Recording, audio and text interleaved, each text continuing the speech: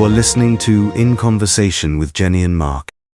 Well, hello everybody. I am the Reverend Mark Adams from St Margaret's Church, Barking. And I am the Reverend Jennie Adams from Holy Trinity, Prince Consort Road, South Kensington. And Welcome. this is In Conversation with Jennie and Mark. It is. That's what we're doing, isn't it, Jennie? That's what we're doing.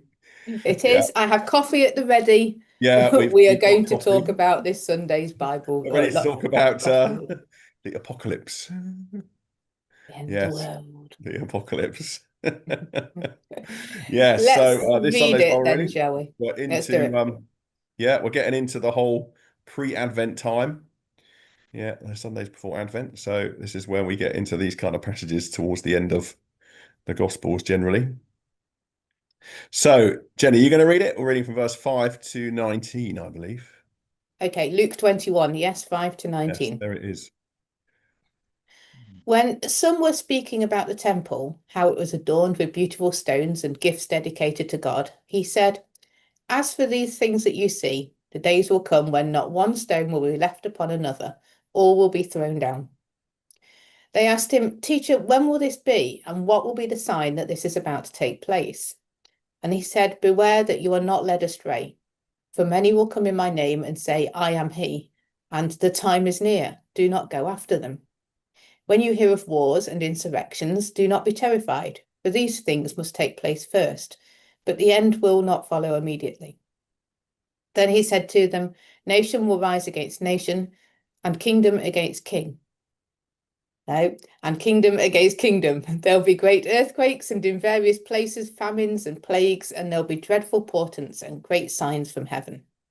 But before all this occurs, they will arrest you and persecute you. They will hand you over to synagogues and prisons, and you'll be brought before kings and governors because of my name. This will give you an opportunity to testify. So make up your minds not to prepare your defense in advance, but I will give you words and a wisdom that none of your opponents will be able to withstand or contradict. You'll be betrayed even by parents and brothers, by relatives and friends, and they'll put some of you to death. You'll be hated by all because of my name, but not a hair of your head will perish. By your endurance, you will gain your souls." Oh, thank you. Well, cheery. So then, I have news. I think it's happening. It's happening now. And do you know why? Why? Because about 3 weeks ago, mid-sermon, somebody entered my church with a massive great poster, which I couldn't read, it was too detailed, and came all the way up the aisle shouting that he was the light and he had come. So, I mean, I've heard it. I've heard the sign. Did you stop the service and say, "Excellent, welcome. We're pleased to welcome you here, the light," and Something like that.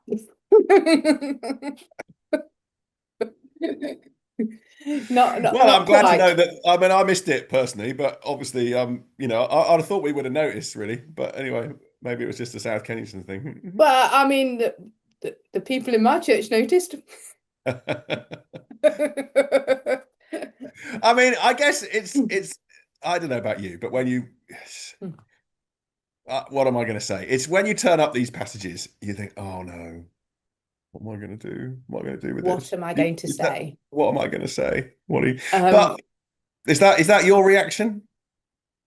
Well, it's not this week because I'm not preaching. Okay, well, that's helpful. If you were preaching, would that be your reaction? It is normally my reaction. Not Yeah. least because I have kind of one sermon on it, but it comes round every year, and I always feel A there's bit only a like certain Christmas. amount you can say. I mean, I guess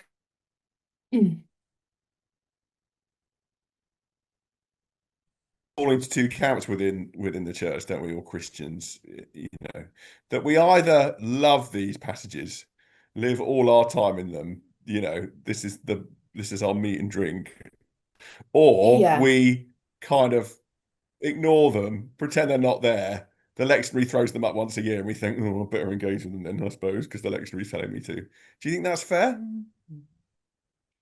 Kind of. So I think that's fair if you are a preacher. Yeah. Because as preachers we have to find something to say about it, and it's one of those Right. passages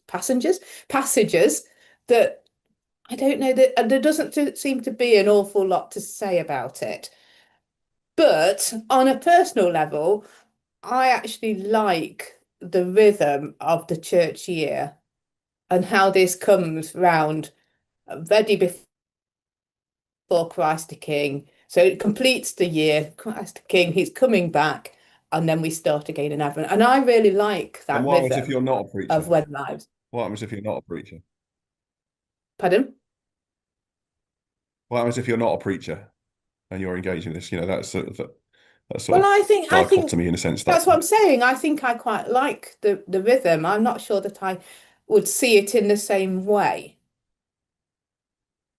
I think that, oh my word, what is right. that? Is because we're trying to find something to say about it. I think as a passage and as the rhythm of the lectionary, I really love it.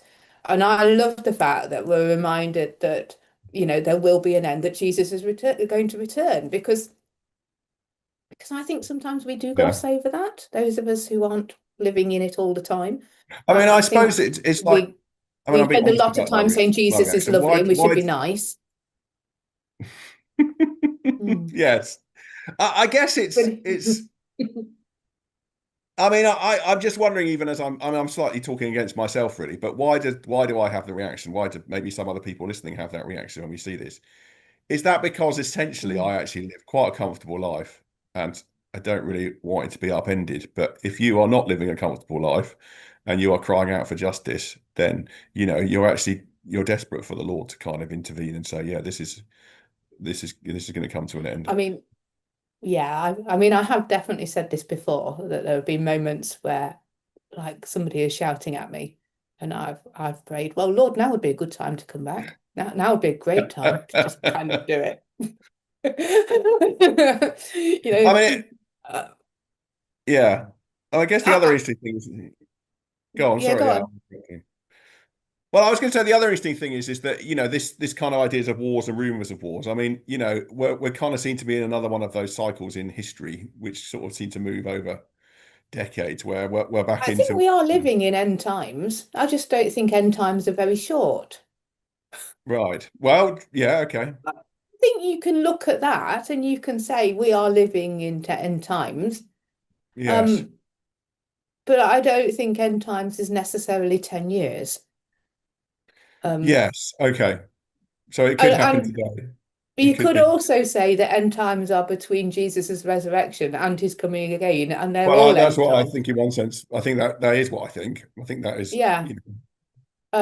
Yeah, we are living in it. I mean, I'm excited for his return. But yeah, I think it would be, I mean, we're supposed to be excited for his return, aren't I we? am excited. I think, um, yeah, it'll be amazing. It goes with all this other.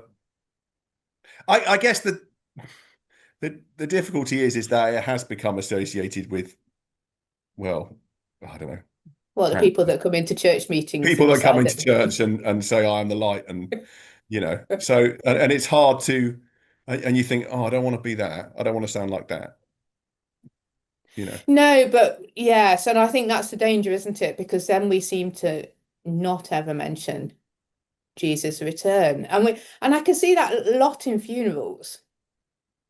Mm, I mean, admittedly, we don't know what happens after death, do we? But mm. we are supposed to rest in peace and rise Yes, in glory. And we yes, often miss out the resting in peace. yes, yes, In our, yeah, well, what we say as well. I mean, we don't tend to kind of go, we're resting in peace until the Jesus's return.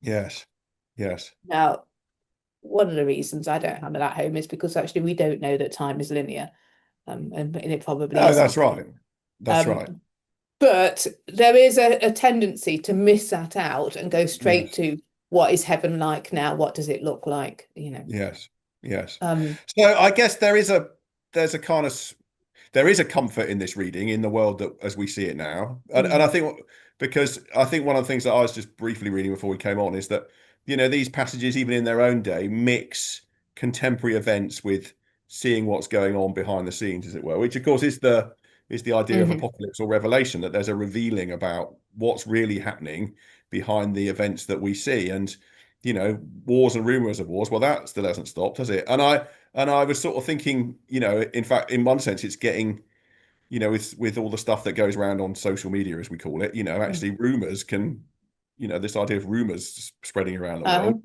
is kind of accelerating again, isn't it? In, people And can I make. think, yeah, sorry, carry on, just finish that No, go on. sentence. What do you think? Yeah. I was going to say, and if you take that and then you go right back to the very first bit where it was like, these beautiful stones that will all be cast down. The thing is, none of this matters. None of it matters compared to what is coming next. Mm. And it could be really terrible. There could be rumors. You could be all sorts of horrible things are going to happen to you. All those sort of things. None of it matters compared to the beauty of what's going to come next. Yes. Yes. And I like that. No, that's exciting. You're right. Yeah. It is I think even exciting. in my comfortable life, it's not always completely comfortable. I think No. that's still quite hopeful. No, no, that's right. Yeah, and I think that it is a fascinating opening verse, isn't it? Look at this. You can see that they're all kind of like starstruck tourists coming to Jerusalem, and a bit like me might be going Yeah. to. Yeah. I don't know. I mean, you could say Well, when they walk into Westminster Abbey, Holy Trinity, to be honest. yeah, or you could even say something like, going up the Empire State Building, or whatever. It will all. This is not permanent. You think this is permanent, but it's not permanent. It is gonna. No, and it is. Yeah, there are two ways I can see that, because I mean, Holy Trinity is an absolutely beautiful church, so people do walk in and say, "Wow." But it's interesting if I told them that it might not be there forever. I mean, it's horrified. Well, it's just a building. Yeah, I mean, it is a beautiful building, but it's not the Yes, only beautiful and building. St Margaret's likewise. It's a very Yeah, ancient building. absolutely. It's a beautiful building. There's no reason why This is it should have to stand forever. Yeah, and then we So come on. Yeah, yeah, we come on people to are other very interesting attached to conversations. buildings, and it's interesting that they were then as well, even in beautiful buildings and things that happen. Yes, but it's also what the building symbolizes as well, isn't it? And it might be what that. I mean, certainly in Jesus' day, the temple symbolized God's presence, God's commitment to the nation, to Israel. Yeah. Yes, So and for it's Jesus to say it's going to be torn down, actually, as I say that, we shouldn't fall into the danger of comparing the temple to a church either, because the temple was something much more no, significant than a church no, that's building, right. much, much more significant. Yeah, yeah. So, but I was Yeah. kind of going for beauty rather than No, I think significance there. it's all a valid, Mm, it's all interesting mm, things to reflect on, isn't it? So it's going to be tough, mm. basically. It's a kind of, it's a sort of Churchillian kind of comfort, isn't it? We'll fight them on, it's going to be tough. We're going to steel ourselves We'll for fight it. them on the pews. We'll fight them on the pews, yeah. Yeah, it is. I think it already is tough for a lot of people. I don't know that it's going to be tough. I think this is now. Hmm. But I think the overriding message I would take from it is none of it matters. None of this Hmm. matters. Hmm. In the long run, How for we live the matters, right? Doesn't mean say how we live matters, yeah. yeah, but I kind of yes, but it doesn't really say anything about how we live. It's talking about the beauty of buildings and things that might happen to us. Yes. And not to be And I would alarmed and say, not to be. don't be alarmed. It might be horrible now, but none of it really matters. If they take rumors about you, it doesn't matter.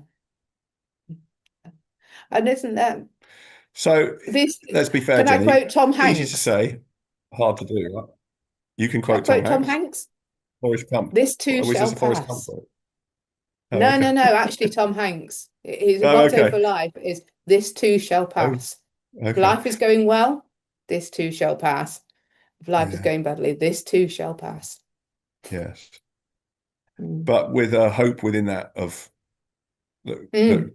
Christ has got this, that It's Oh it yeah, really we've is got going to be okay in the end. And if it's not okay, it's not the end, to quote another film. Best exotic marigold hotel. I mean, let's go for it. Why couldn't we do that? You've got the mug. Quality. I haven't got the mug today. I've got the red one. No, I know. We got the mug in the cupboard. Actually, it's not been an interesting opening line, wouldn't it? Mhm. It's actually an interesting opening line to take that if because it's